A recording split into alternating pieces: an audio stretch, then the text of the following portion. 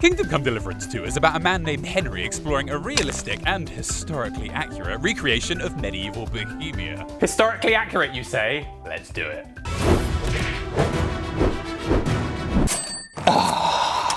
Bring on the dysentery.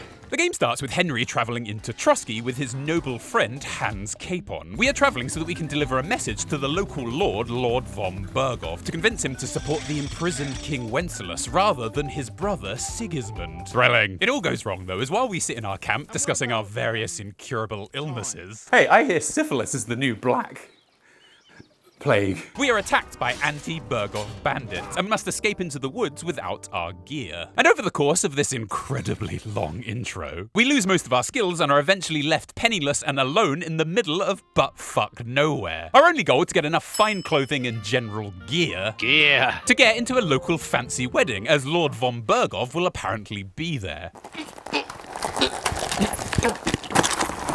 So let's start by talking about the world this game sets up and how realistic it really is.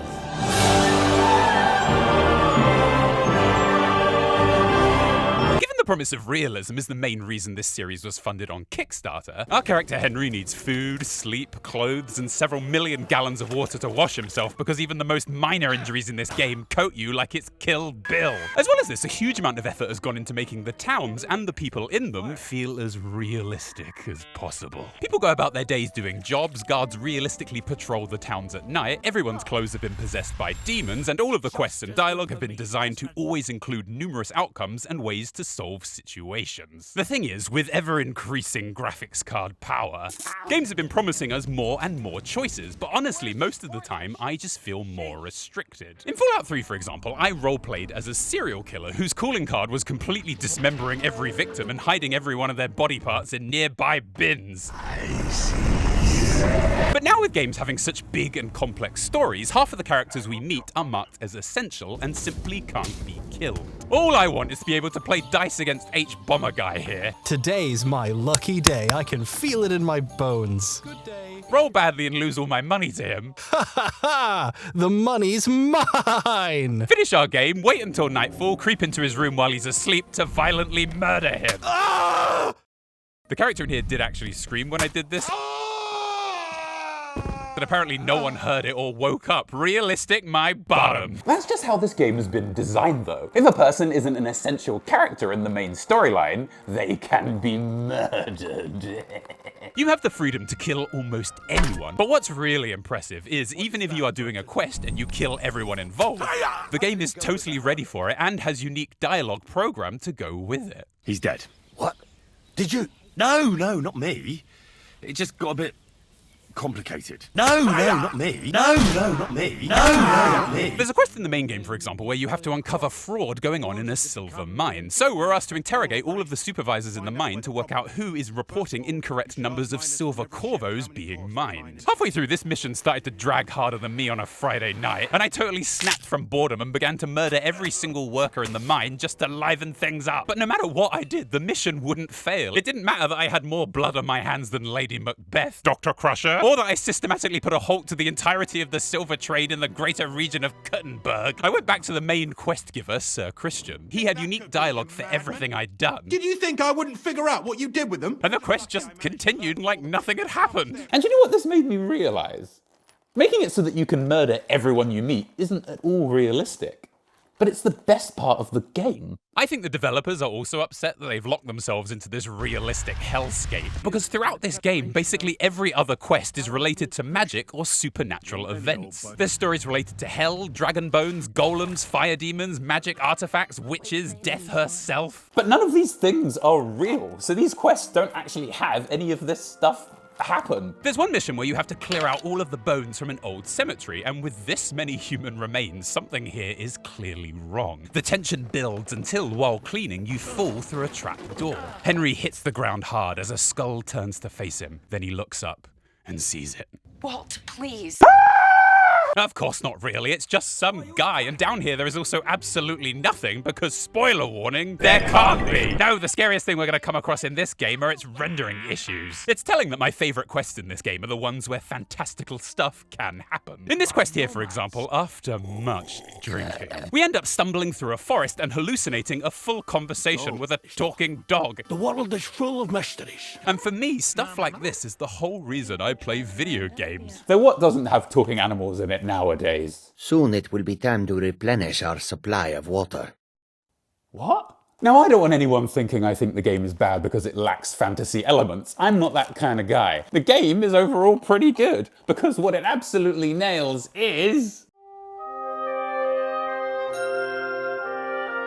But before we talk about that, let's get into our world. Things are getting tricky here on the old internet. What country you search from now matters more than ever. For example, I can't watch my favorite TV shows on Netflix and other streaming services as some are only available in other countries. But fortunately, with today's sponsor, CyberGhost VPN, you don't have to worry about this. Yeah! You can get the app on your computer, phone, or even TV, which is really useful. Then decide where you want to stream or surf the internet from, and voila! Bonjour! And you can also protect yourself with incognito mode, meaning your service provider can't see what you're doing online. You can even protect up to 7 devices at the same time, making it perfect for sharing with friends and family. In the UK, for example, I can't get shows like How I Met Your Mother, The Walking Dead, or Mr. Robot, but if I change my location to the US, I can. If you've been wanting to get a VPN for some time, CyberGhost VPN I think is really the best choice. It has over 38 million users and over 23,000 reviews on Trustpilot. And by clicking the link in the description, you can get their best deal ever. Just $2.03 a month, plus 4 months for free. That's 84% off. There's even a 45-day money-back guarantee, so you have nothing to lose. Right, let's get back to this game and its writing. Talking to people is a huge part of this game. There's so much dialogue, hours and hours can go by without you ever needing to get into combat, though maybe that's for the best. It's all pretty much, without a doubt, really well-written stuff, okay? Tick. And so it begs the question, what the hell is the persuasion in this game all about? Look, let's go back to the start of things. Henry and Capon rock up to this rocky place. No, that's terrible. They try into Trotsky. And the first thing that happens is we meet some of von Bergov's men. The main guard suspects that we might be bandits he's chasing, and thus we need to persuade him in dialogue that we aren't. Immediately then, we are given this small thesis to memorize, which tells us about the 6 types of persuasion we can employ in conversation. The game explicitly tells us to ignore the level we are in each of the persuasion stats. And what actually matters is that we use the right kind of persuasion on the right kind of person. For example, don't threaten bandits, which means don't use the dread stat on bandits. And don't act like a noble if you aren't dressed like a noble, which means don't use the charisma love heart stat.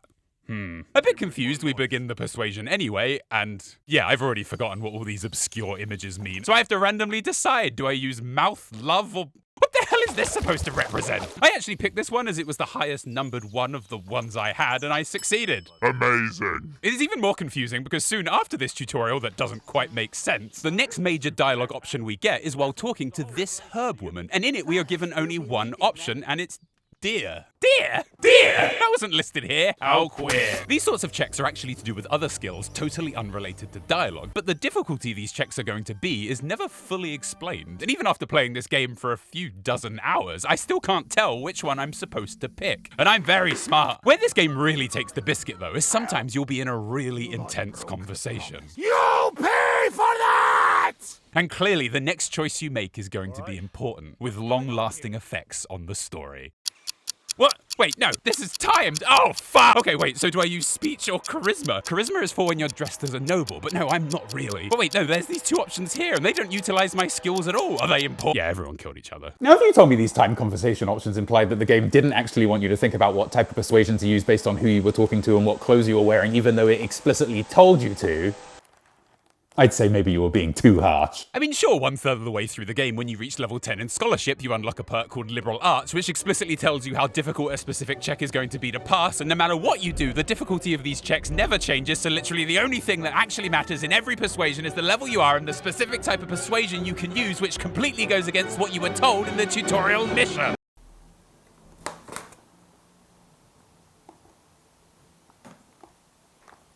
The thing is, outside of this system being introduced pretty confusingly, the conversation stuff does work really well. Pretty much throughout the whole thing, I felt like I could usually carefully analyze all of the dialogue options available and deduce the best thing to say based on the situation. What's even more impressive is most of the skill checks have unique dialogue written for both successes and for failure. That is, if you pass a skill check, Henry will usually say something smart or convincing. But if we fail, we get unique dialogue of him bumbling like a moron. Come on, let's take this outside. We're already outside. It's brilliant. It's almost exactly like how New Vegas did its skill checks. And you know how we all suck the toes of that game? No, it's not happening.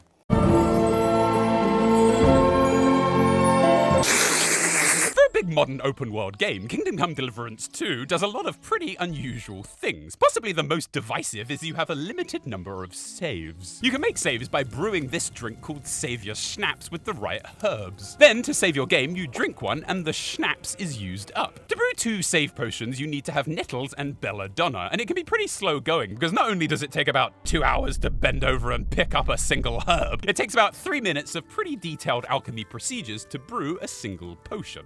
2 potions. However, the complexity of brewing potions in this game is the kind of realism I actually quite like. We have to repeatedly check the recipe book, use the right base for the potion, grind herbs before adding them. You even have an egg timer to make sure you never under or over boil any of the ingredients, and no matter what I did, I always messed this timing up. Careful. Careful. Oh my god. And while I like the potion brewing at the start, by about halfway through this 80-hour game, it did start to grind harder than me on a Saturday night. The problem is, I don't usually see the point of using potions in games. It always feels like Skyrim, where there are so many different useless types, and it's all irrelevant because in every situation, nothing is more useful than 2 healing potions. In Kingdom Come, the potions continue this trend of almost all of them being entirely useless. Aqua Vitalis slows bleeding, but you can't use it from the item menu during combat, and Chamomile Decoction increases the rate you heal when you sleep, but there's not really any limit on how long you can sleep. But then there's Marigold Decoction, which heals all wounds, and Nighthawk Potion, which makes you be able to see in the dark. What? So you're telling me it's imperative in this game that there are no cool demons or portals to hell, but I'm able to roleplay as Severus fucking Snape? Needing potions to save, though, was actually a pretty fun mechanic for me, and it becomes really interesting in difficult quests like For Who the Bell Tolls. In this quest, we're locked in a castle area and have to save Capon, who is up for execution because he poached some animals. We are also under arrest because we started a fight earlier on, which means all of our stuff has been taken away, including our save potions. So begins our mission, where we have to save Capon from execution before we hear 12 bells toll. And we do this by reaching the captain from the start of the game, since he can vouch for our noble blood. And I just think everything about this quest is so interesting. You can't save, the quest markers are vague, you even have to listen out for the bells to make sure that you don't run out of time. A time limit! Big games like this can be so hand-holdy nowadays that when I first did this mission, I thought the bell ringing was just matching our progress through the mission, and there'd be no way that you could actually run out of time. Oh dear. And this is what I love so much about video games. You can just tweak a few simple mechanics, and it completely changes the way the game feels to play. Halfway through this mission, for example, while sneaking around the castle, I was so stressed I was going to be seen and lose all of my progress. Wait, is that a save potion? Oh my god, oh my god, oh my god, oh my god, oh my. So often in games, I find myself collecting every meaningless resource I stumble upon with the same relentless, dead-eyed stare. Yet there wasn't a single time where I found a save potion in this game, and it wasn't just really exciting. The fact that the most popular mod for this game adds unlimited saves to it is so upsetting to me. It's like a mod that adds good writing to Fallout 4. It just isn't the same! As this mission goes on, the tension continues to build as you get deeper into the castle. One slip up and you'll have to go all of the way back, so you consider every decision carefully. Pause and listen for guards before entering each room and— oh my god, it's an alchemy set! Alright, I've got it this time. Speaking of brewing potions, the blacksmithing in this game is equally as mental. Forging a single weapon takes about 4 minutes from start to finish, as you have to start the sequence, heat the metal, take the metal to the anvil, hammer the metal, turn the metal, hammer the metal, reheat the metal, hammer the metal. And the better you are at these tasks, the better the produced weapon will be. The thing is, the game got really carried away with the number of quests where you have to do blacksmithing. In my playthrough alone, I had to make 2 axes, 4 swords, 3 long swords, and 12 horseshoes. I had to make so much that I'd end up blacksmithing in the middle of the night just to get it all done, and I feel really bad for the neighbors. I feel quite hungry! I worked it out, and I had to spend roughly 1 hour of my playthrough just making swords and shit. And I wouldn't mind, but not only did I never once successfully hammer in time to my whistling, for f***'s sake, nothing I made was ever better than the weapon I already had. See, before Henry's father died, he made a sword, and now Henry wants to find it. You probably don't remember, though, as Henry barely mentions it. Where's my fucking sword? Halfway through the game, as part of the main story, you get this sword back. Sorry, why is it f***ing raining inside? I'm not a magician, you know? And this sword is more than good enough to get you to the end of the game. It's such a shame because you have this really fun, well thought out way to make and improve weapons. But I never had any reason to want to do it outside of being forced to do it every 5 minutes. All of this actually makes me think of an old Flash game called Jacksmith. And while I can't believe I'm seriously bringing it up, it will make all of the 30-year-old nerds watching this video very happy. In Jacksmith, you make weapons in quite a similar series of mini-games, and the better you are at making these weapons, the stronger they are in fights, and thus the better your army using the weapons will perform. It is such satisfying design. This exact same design is pretty much here in Kingdom Come 2, but since you don't need the weapons you make, you don't get this satisfying payoff for being really good at the blacksmithing process. Burning it. And even if you disregard all of this, there's still absolutely no reason to forge better weapons, and that is because of the...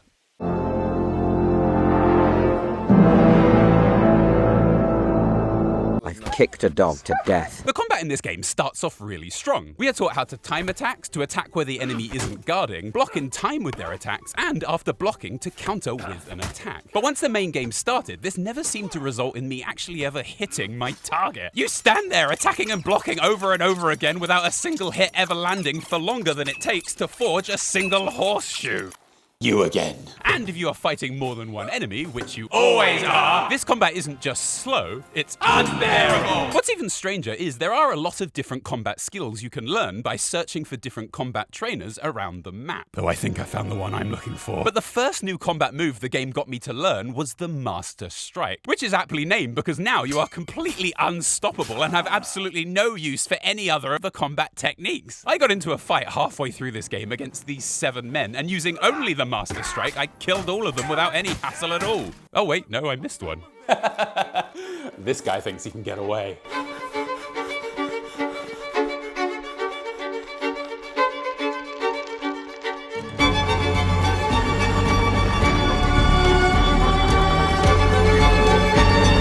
Au revoir, Shoshana! Nah, screw it. And I did this all with some sword I found in a chest 10 hours ago. So as I say, blacksmithing may be fun, but there's absolutely no need to get good at it in order to forge better weapons. Speaking of useless, I found almost all of the ranged weapons in this game to be utterly unusable. First of all, just look how long it takes to load this crossbow with one shot.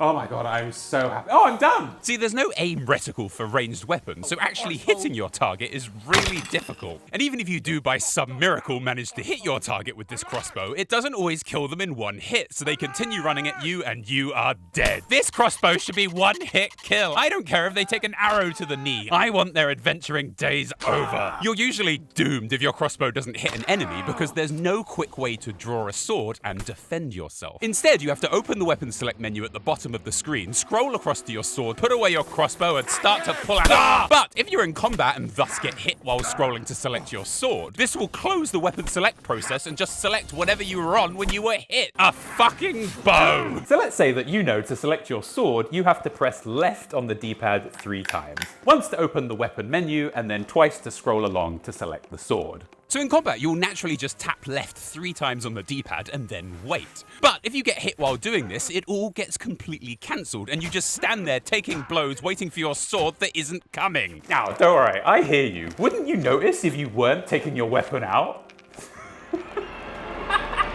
A lot of the time, especially when you're being hit over and over, the depth of field in this game means that you don't really see your sword properly when it is being pulled out. What the the fuck was that? Not to mention, in this hurried mess, if you accidentally ever press right on the D-pad first, it scrolls to the item select menu on this side, and pressing left on the D-pad now won't take you back over to the weapon select menu here. What? So if you're in a fight, you again can't change weapons to defend yourself, and the only way to get back to your weapon select menu over here is to first press the B button. B? Where'd B come into this all of a sudden? My controller doesn't even have a B button. There's even a common glitch which totally stops you from being able to change weapons, and it's all just too much. The point is, I only use a sword, so I never have to change any weapons. Also, almost all fights that start up as a cutscene ends will begin with an enemy running straight at you with their weapon drawn. Sometimes the game even loads in with them basically in mid-attack. But do we start with our weapon drawn? Do we fuck? So, if you don't act immediately in these situations, you'll start getting hit, meaning you can't draw your weapon and you will lose. In a game where saves are a limited resource, making it possible for you to suddenly die without any real way to defend yourself is not only really frustrating, it can set you back up to half an hour to your last save. You get explosive weapons in this game too, but when I say these are weapons, I'm being sarcastic. You have a better chance of hitting something with a bow in this game while you're riding a horse. What the hell is this? Oh, that rabbit is mine! Enemies would be standing in point-blank range when this thing went off and nothing would happen. How the did I miss that? Jesus, it's like that scene in Pulp Fiction. Great editing there. Then, of course, reloading and also actually firing these guns takes more time than swallowing the damn things. So if you miss, you're open to attack, can't change weapons, and you die. At a pretty high level of marksmanship, you do unlock a perk called Eagle Eye, which allows you to slow time when firing arrows. And this is great because it makes it much harder to miss shots and, I'm sorry, what? How exactly does slowing time fit into the realism of this game? You're telling me a crossbow needs to be wound up tighter than my pants around, but Henry here can manipulate time. What's the justification for this? We've taken so many blows to the head from being inherently unable to defend ourselves. We're able to somehow see through time and space. This game is longer than that weird sword I had to forge. What is going on? Why won't it end? I shall be known as the Grand Champion. So it makes sense that some of the finer details of this game are less refined. Characters will jump around mid-conversation, the same animations are used over and over. Pathfinding can be a bit iffy, lights turn off and on as you walk around, many people float in mid-air, textures don't load right, and cutscenes will play out where every character in them is totally missing. But none of this really bothers me. At its core, this game is so interestingly designed and well written, these minor details just aren't that important to me. An example of this is when the characters are drunk in conversation. They will just loop the same drunk animation over and over. So at any time your character will just momentarily pass out or aggressively point. Nobody would leave a pretty girl like you alone for long. And sure, this is unrefined, but to me it just gives the game so much character. Speaking of animations, let's discuss the voice acting. This game is of course set in Bohemia, but it took me ages to realise this because everyone speaks in broad British accents. Henry here is from Somerset, Capon is from the home counties, Moravians are from Scotland, and the miners all come from fucking Jamaica. Let's go, Maris. We can crack on the way. And we have to make it before dark. Maybe in other parts of the world you wouldn't notice how bad these accents are, but I have several Geordie friends. Weird flex. And it was all so bad I just had to skip all the dialogue with any miners I met. Also, when you are speaking to a person, their voice will often change mid-conversation. Have you two got any groschen? Remember how I told you about the Divazhinka of Semaine? The most notable example of this was when I was travelling and was stopped by a man speaking Latin in what some people might class as an Italian accent. Ah, Laudetur Jesus Christus! Here you are at last. After chatting with him, I agreed to join him in a game of dice so I could hear more about his travels in Rome and the troubles that come with speaking Latin in Bohemia. What game would you like to play? I'm seriously curious about you, lad. Was that a third voice? To be fair, this had already happened to me in almost every single dice encounter I'd had. If I'd known I'd have to play every villager. May the best player win. But this one in particular really threw me. Meeting this guy was part of a scripted event with really important sounding dialogue. How did this happen? Then finally, there are the women in this game. The faces of most of the male models in this game look at least passable, but something has gone terribly wrong with the ladies. Not only do they eat stuff out of each other's hair, some look about as convincing as women from the GameCube era. And the least said about the body models in this game, the better. Oh, Henry, you're so handsome. About halfway through the story, you meet a character called Rosa Ruthard, and oh my god, it's a human woman! Right after meeting Rosa, I knew she was going to be a possible love interest for Henry, because of course we're interested. It's like Stockholm Syndrome. She's the only recognizable female human in all of Bohemia. I would argue that you could say the same about the character Catherine, as she looks mostly human, but not only is she able to look completely behind her, her neck seam is so prominent, I'm worried at any moment it will open up and suck the universe inside.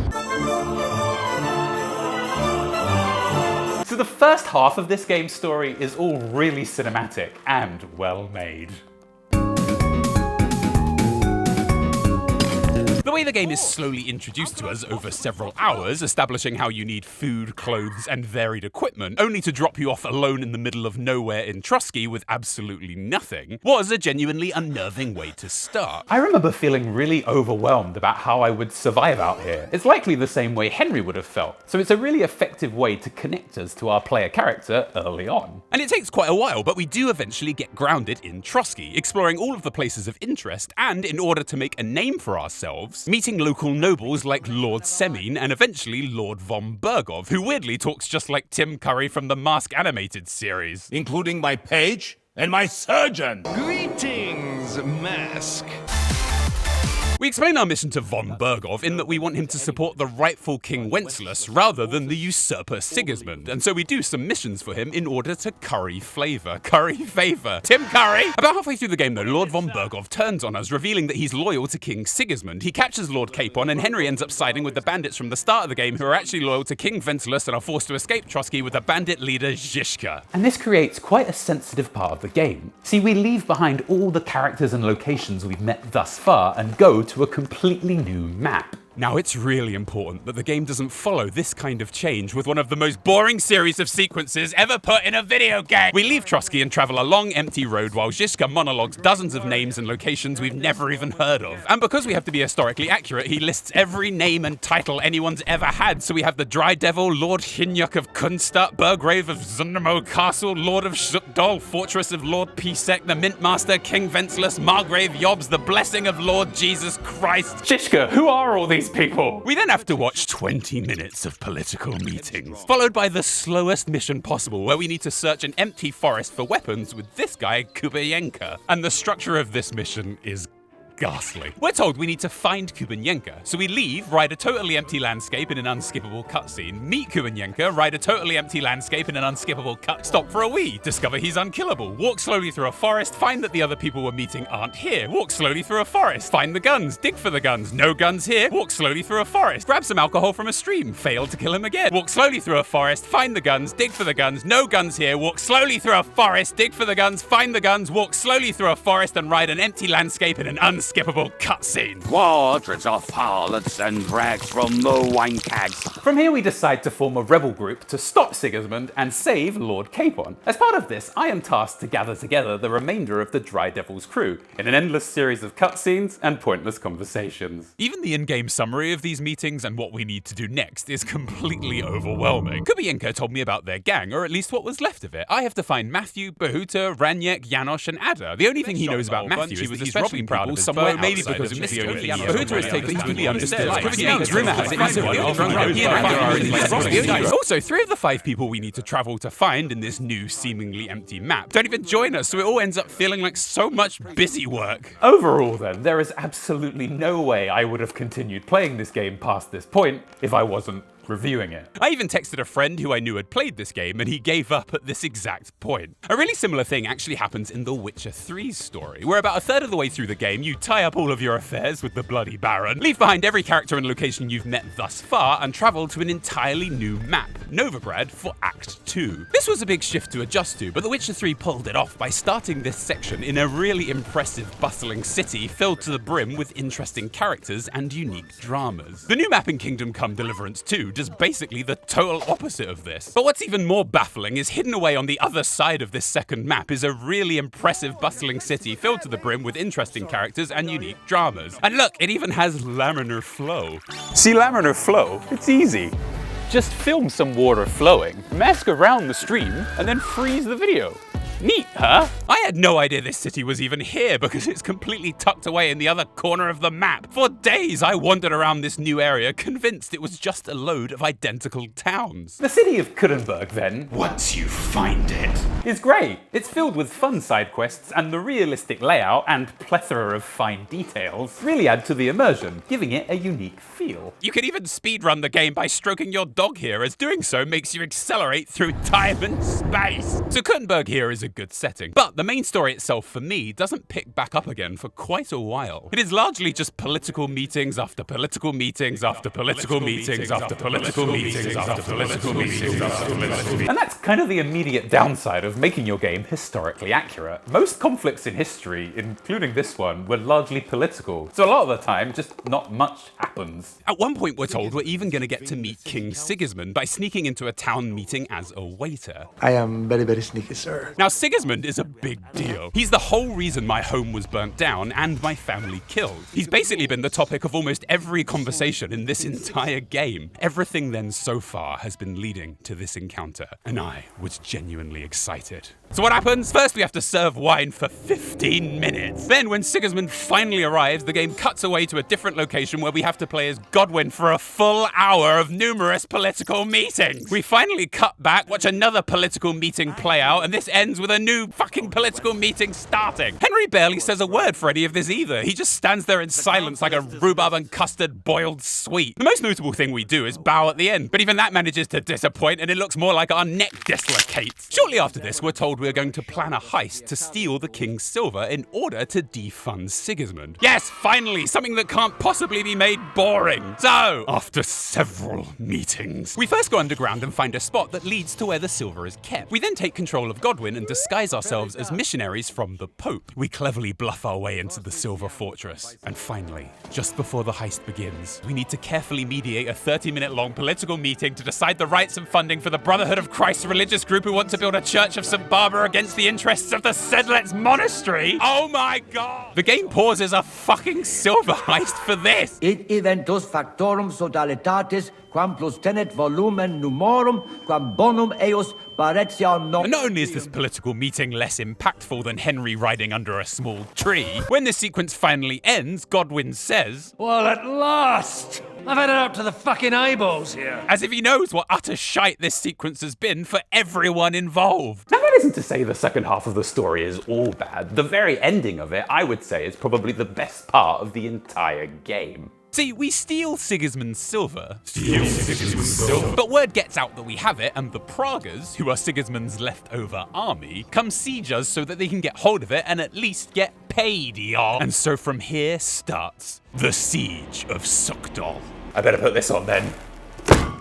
Ow! So throughout this review, we've seen how the realism in this game has, for me, been a bit of a mixed bag. There have been parts where it really helped this game, and other parts where it really brought it down. But for me, the entire ending of this game is made all the better by its realistic tone. In this ending, we are held up in a fortress during a month-long siege. And as such, we see in real time the various military techniques that would have been employed in this kind of situation. Siege weapons, trench raids, defensive maneuvers, night insurgents, torturing captured enemies. We also get to see how a looming military force and dwindling food stocks affect the personalities of the characters we've gotten to know. Even that dog turd looks tempting. All while our stats slowly drop as we get weaker. It all gets you really immersed in this event, and creates a genuine dislike of the faceless enemy outside as they shove endless sausages into their mouths.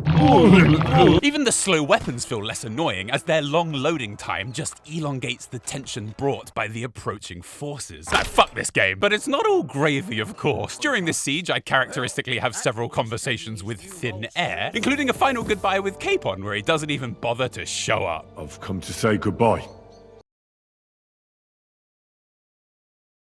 So Saying that, it was even more awkward when I accidentally clicked that we should kiss and got treated to a long shot of thin air with nothing but intense kissing sounds. Now don't get me wrong, I'm all for Henry and Capon reenacting this shot. It's just throughout this game, Capon has felt more like a little brother to me, so this romance really didn't work. That's right.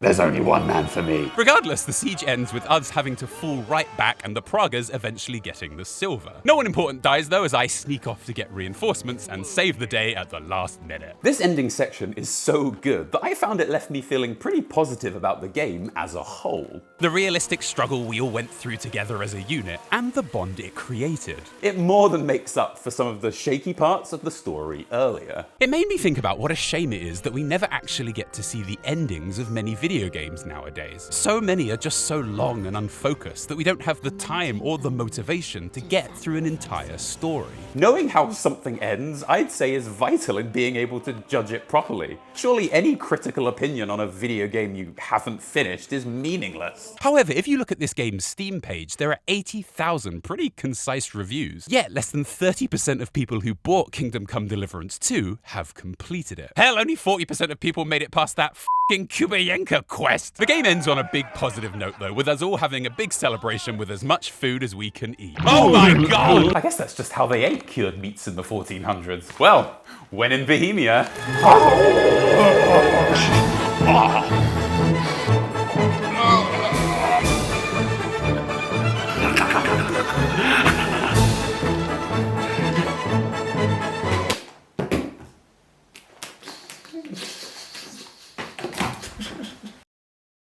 Thank you everyone for watching, and as always, this video took a lot of production funds to get all the props, armor, and editing you see together. So if you want, you can support me making more stuff like this by joining the Patreon below for as little as $2, and you get loads of extra stuff. Like a Patreon-only behind the scenes of this video where I'm going to go over all the bloopers, and a stream where I'm going to run through how I made the video and did a lot of the production effects. Oh my god, thank you for watching to the very end of this video. Just here with a reminder to go check out CyberGhost VPN, and click the link in the description to get protected today for just $2.03 a month, plus 4 months for free, which is 84% off. And don't forget the 45-day money-back guarantee, so you have nothing to lose. Thanks everyone for watching, and I'll see you next time.